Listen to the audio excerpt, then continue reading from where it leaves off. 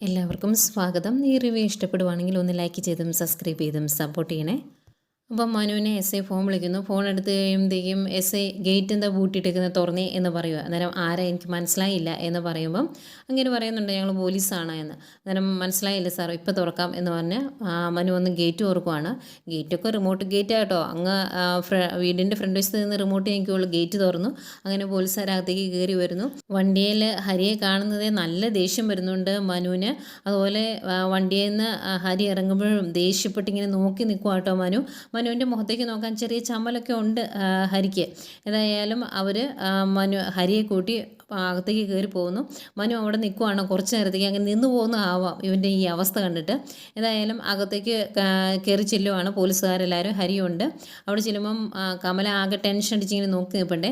അന്നേരം കമലയുടെ അടുത്തേക്ക് കഴുത്തെ പിടിച്ചൊരു തള്ളു വെച്ച് കൊടുക്കും ഒരു PC ഹരി അവിടെ പോയി നിന്ന് കഴിയുമ്പോഴേക്കും എസ് ഐ എടുത്തിട്ട് വന്നിട്ട് ചോദിക്കും, ഇത് ആണോടാ നിൻ്റെ തള്ള എന്ന് ചോദിക്കും. അന്നേരം ഒന്നും മിണ്ടാതെ ഇങ്ങനെ ഹരി തല കുമ്പിട്ട് ഇങ്ങനെ നിൽക്കുവാണേ.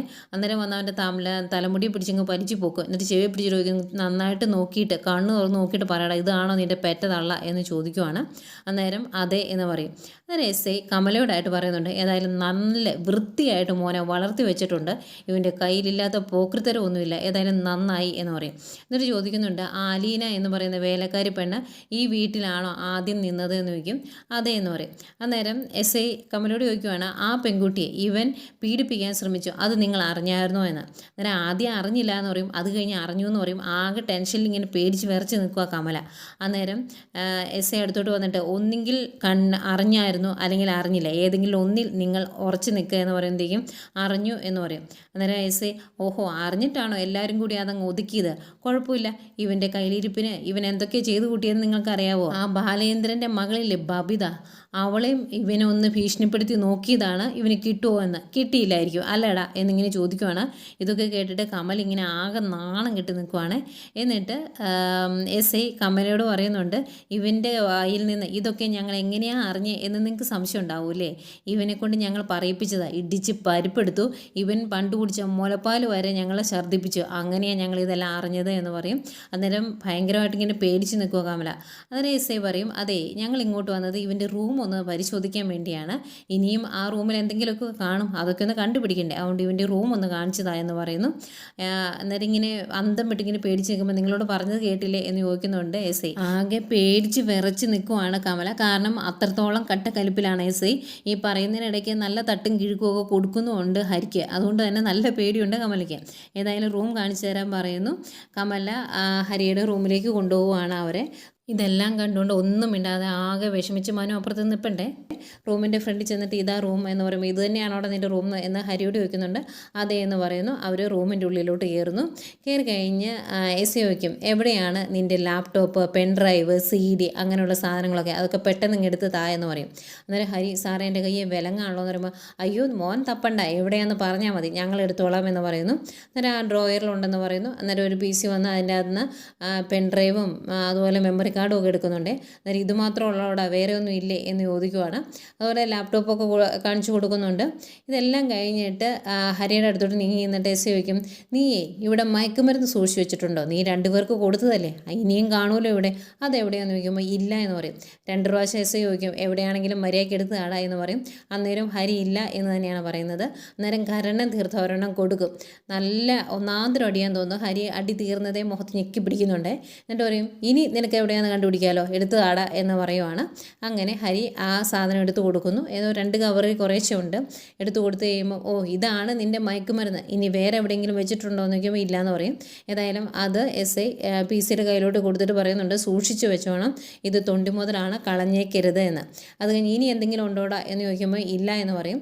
അന്നേരം എസ് ഐക്ക് സംശയം. എസ് ഐ കൂടെയുള്ള പോലീസുകാരോട് പറയുന്നുണ്ട്, ഇവൻ്റെ റൂം നന്നായിട്ടൊന്ന് പരിശോധിച്ചു വരെ, അതുപോലെ ആ ഡ്രസ്സിൻ്റെ ഇടയ്ക്കും എല്ലാം നന്നായിട്ടൊന്ന് തപ്പേരെ, ഇനി എന്തെങ്കിലും ഉണ്ടെങ്കിലോ എന്ന് പറയുന്നുണ്ട്. ഇതെല്ലാം കണ്ടും കേട്ടും പേടിച്ച് വിറച്ച് നിൽക്കുവാണ് കമല. ആകെ നാണക്കേടും ആകെ വിഷമിച്ചിങ്ങനെ പേടിച്ച് നിൽക്കുന്നു. ഏതായാലും ആ പരിശോധന ഇങ്ങനെ കഴിഞ്ഞിട്ട് ഹരിയും കൊണ്ട് തിരിച്ചിറങ്ങി പോരുവാണ്. ആ സമയവും മേളോട്ടൊന്നും പോയിട്ടില്ലായിരുന്നു കേട്ടോ. മനു താഴെ തന്നെ ഉണ്ടായിരുന്നു. അവർ വന്ന് ഹരിയനെ വണ്ടിയിലേക്ക് കയറ്റുന്നു. ഒന്നും മിണ്ടാതെ മാറി നിൽപ്പുണ്ട് മനു. അവർ വണ്ടി എടുത്തുകൊണ്ട് പോകുമ്പം റിമോട്ടിൽ തന്നെ വണ്ടി ഗേറ്റ് തുറന്നു കൊടുക്കുന്നുണ്ട്. അത് കഴിഞ്ഞ് ഗേറ്റും അടച്ചിട്ട് കുറേ നേരം ഇങ്ങനെ വിഷമിച്ച് നിൽക്കും നിൽക്കും മനു. എന്നിട്ടാണ് വീടിൻ്റെ ഉള്ളിലോട്ട് കയറി വരുന്നത്.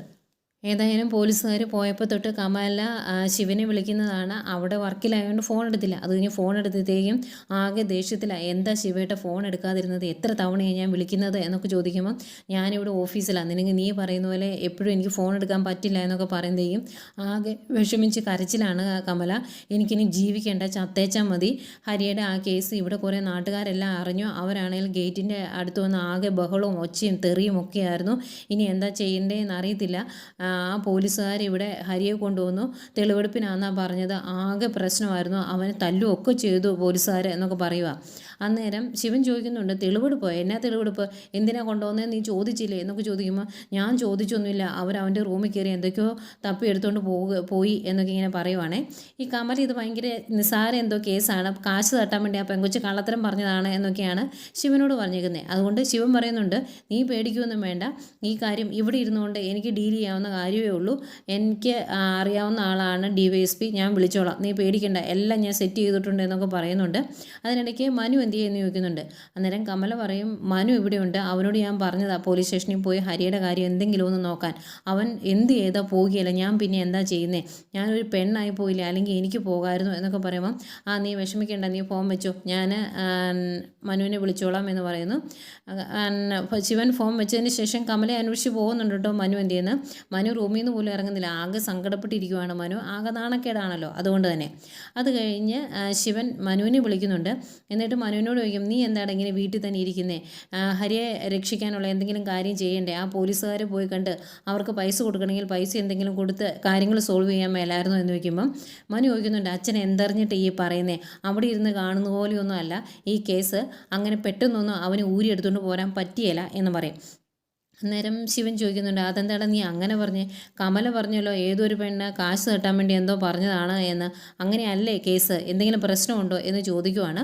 അന്നേരമാണ് മനു പറയുന്നത്, അച്ഛാ ഈ പറയുന്ന രീതിയിലൊന്നും അല്ല കേസ്, ആ പെങ്കൊച്ചിനെ ഹരി സ്നേഹിച്ചതാണ്, ആ പെങ്കൊച്ചിനെയും വേറെ 2-3 പേരെയും കൂട്ടി അവൻ ആളൊഴിഞ്ഞൊരു വീട്ടിലേക്ക് ചെന്നു, ബർത്ത്ഡേ പാർട്ടിക്കാണ് എന്ന് പറഞ്ഞ് പറ്റിച്ചാണ് ആ പെൺകുട്ടിയെ കൂട്ടിക്കൊണ്ട് പോയത്. അവിടെ ചെന്ന് മയക്കുമരുന്ന് കൊടുത്തതിന് ശേഷം ആ പെൺകുട്ടിയെ എന്തൊക്കെ ചെയ്തതെന്ന് അറിയാവോ, അതൊന്നും അച്ഛനോട് എനിക്ക് പറയാൻ പറ്റത്തില്ല. അതുകൊണ്ട് ഇത് അങ്ങനെയൊന്നും ഊരിപ്പോരിയല്ല, ഇപ്പം തന്നെ എല്ലാവരും അറിഞ്ഞു കഴിഞ്ഞു. ചില ചാനലുകളിൽ ഫ്ലാഷ് ന്യൂസ് ആയിട്ട് വരുന്നുണ്ട്, നാളെ പത്രത്തിൽ ഫ്രണ്ട് പേജ് മോൻ്റെ ഫോട്ടോ സഹിതം അടിച്ചു വരും, ചിലപ്പോൾ ദുബായിലും വരും. ആ ഒരവസ്ഥയിലാണ് കാര്യങ്ങൾ മുന്നോട്ട് പോകുന്നത് എന്നൊക്കെ പറയുമ്പോഴാണ് ഒരു ശകലം വെളിവ് വരുന്നത് ശിവന്. അന്നേരം പ്രശ്നമാണോടാ എന്ന് ചോദിക്കുമ്പോൾ പ്രശ്നമാ, ഇത് നമ്മൾ വിചാരിച്ച രീതിയിലൊന്നും കാര്യങ്ങൾ നടക്കുകയില്ല. നാളെ അവന്മാരെ മിക്കവാറും മജിസ്ട്രേറ്റിന് മുമ്പിൽ കോടതിയിൽ ഹാജരാക്കും, അതിനുശേഷം റിമാൻഡ് ചെയ്യും, ജാമ്യം കിട്ടത്തില്ല, നമുക്കൊന്നും ചെയ്യാൻ പറ്റത്തില്ല എന്ന് പറയുന്നുണ്ട്. എന്നിട്ട് മനു പറയും, അച്ഛൻ ഇങ്ങോട്ട് വരണം, എനിക്ക് തന്നെ ഈ കാര്യങ്ങളൊന്നും ഡീൽ ചെയ്യാൻ പറ്റത്തില്ല, അതുകൊണ്ട് ഉടനെ വന്നേ പറ്റുള്ളൂ എന്ന് പറയുമ്പം വരാൻ പറ്റുമെന്ന് ഞാൻ നോക്കട്ടെ എന്ന് ശിവനും പറയുന്നുണ്ട്. പിന്നെ കാണിക്കുന്നത് ആ SI നമ്മുടെ അലീനയുടെ അടുത്തോട്ട് ചെല്ലുന്നതാണ്. അവിടെ ചെല്ലുമ്പോഴും ഗേറ്റ് കുറ്റിയിട്ടേക്കുക കേട്ടോ. കുറേ ശ്രമിക്കുന്നുണ്ട് അവർ തുറക്കാൻ, പറ്റാതെ ആകുമ്പം ഗേറ്റിൻ്റെ അവിടെ കിടന്ന് ഓണടിക്കുന്നു. അലീന വന്ന് നോക്കുന്നുണ്ട്, പോലീസുകാരാണെന്ന് മനസ്സിലാവുന്നുണ്ട്. അപ്പോഴത്തേക്കും കൃഷ്ണമോൾ ഇറങ്ങി വരും. എന്നിട്ട് ആരാ ചേച്ചി എന്ന് ചോദിക്കുമ്പോൾ പോലീസുകാരാ എന്ന് പറഞ്ഞ് രണ്ടുപേരും ആകെ പേടിച്ച് നിൽക്കുന്നതാണ് കാണിക്കുന്നത്. അത് കഴിഞ്ഞ് അലീന പോയി ഡോറ് തുറക്കും. ഡോറ് തുറന്ന് കഴിഞ്ഞേക്ക് അവരകത്തേക്ക് കയറി വരും. ഞങ്ങൾക്ക് ഇവൻ്റെ റൂമൊന്ന് പരിശോധിക്കണമെന്ന് പറയുന്നുണ്ട്, രോഹിത്തിൻ്റെ റൂം. അവർ നേരെ അകത്തേക്ക് കയറി വരുന്നു. അത് കഴിഞ്ഞ് അലീനയോട് ചോദിക്കുന്നുണ്ട്, നിന്നെ ആരെങ്കിലും ഇവിടെ ലൈംഗികമായി ഉപയോഗിക്കാൻ ശ്രമിച്ചിട്ടുണ്ടോ എന്ന്. അലീന ഒന്നും മിണ്ടാതെ നിൽക്കുവാണേ. അന്നേരം ചോദിച്ചത് കേൾക്കത്തില്ലേടി എന്ന് ചോദിക്കുന്നുണ്ട്. അത് കഴിഞ്ഞ് ഇങ്ങനെയാണെങ്കിൽ നിന്നെ സ്റ്റേഷനിലോട്ട് കൊണ്ടുകൊണ്ട് വരും കുറേ കാര്യങ്ങൾ ചോദിക്കാൻ എന്ന് പറയുമ്പം അലീന ചോദിക്കുന്നുണ്ട്, ഇവിടെ വെച്ച് ചോദിക്കാൻ മേലേന്ന്. അത് SIക്ക് അങ്ങ് ഇഷ്ടപ്പെട്ടില്ല. അയാൾ ഇത്തിരി ദേഷ്യത്തോടെ പറയുന്നുണ്ട്, ഇവിടെ വെച്ച് ചോദിക്കണോ സ്റ്റേഷനിൽ കൊണ്ടേ ചോദിക്കണോ എന്നൊക്കെ ഞാനാ തീരുമാനിക്കുന്നതെന്ന്.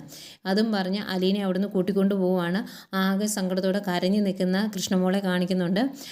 അലീനെ വണ്ടി കയറ്റി കൊണ്ടുപോകുമ്പം അതിലൊരു PC ചോദിക്കുന്നുണ്ട്, എങ്ങോട്ടാണ് സാറേ കൊണ്ടുപോകേണ്ടത്, ക്യാമ്പിലേക്കാണോ സ്റ്റേഷനിലോട്ടാണോ എന്ന്. അന്നേരം കട്ടക്കലിപ്പിൽ കണ്ണാടി കൂടി അലീനെ നോക്കുന്ന അങ്ങേരെ കാണിക്കുന്നുണ്ട്.